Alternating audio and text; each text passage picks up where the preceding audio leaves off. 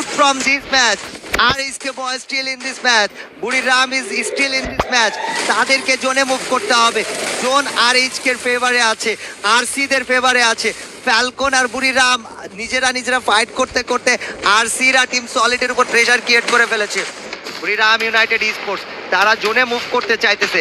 Guys let's go Buriram Wasana got knock down. Get higher situation ভালো না, team solid still now giving pressure. Buriram Wasana last player বেঁচে আছে। Team solid থেকে hacks নিক তারা position ধরে রেখেছে। ফ্যালকনরা বুড়িরামদের উপরে অ্যাটাক করবে কিনা ভাবতেছে। ফ্যালকন কিডোরোকে জোনে মুভ করতে হবে, গ্রেনেড ইউজ করেছে ওয়াসান আর এইচপি লো পিনা তারা রাশ করে দিতেছে। দেখা যাক গাইস, টিম সলিড নেমে পড়েছে ওয়াসানার জন্য। End moment Wasana got wiped out by team solid guys. Last RHK 3 versus 4 falcon আর টিম সলিডকে ওয়াইপ আউট করে দিতে পারলেই বাংলাদেশিদের কাছে বুয়া চলে আসবে। Can they do it? Bangladeshi বয়েজদের উপরে রাশ করতে চাইতেছে টিম সলিড। আর এইচকে থেকে 3টা প্লেয়ার হোল্ড করতেছে, তারা জোনে মুভ করতে চাইতেছে। ফ্লিকারদের উপরে গ্রেনেড ইউজ করতেছে, নেজাতদের কাছে চলে গিয়েছে।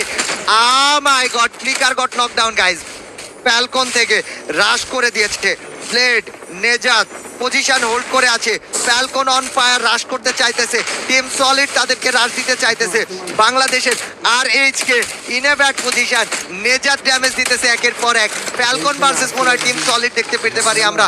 আরসি এখন পর্যন্ত ভালো জায়গায় আছে, বাট আরসিদের উপরে টিম সলিডটা ঝাঁপায় পড়েছে। হ্যাক আরসি হোপকে ডাউন করে ফেলেছে। হ্যাক অ্যাগেন হোপকে ওয়াইপ আউট করেছে, রেক্সকে নক ডাউন করে দিয়েছে। আরসিদের অবস্থা ভালো না। Last player from RC Liku still holding their position. Team RC got eliminated as team number 3 guys. এক চাইতেছিল এখানে RHK দের উপরে রাশ করে দিতে।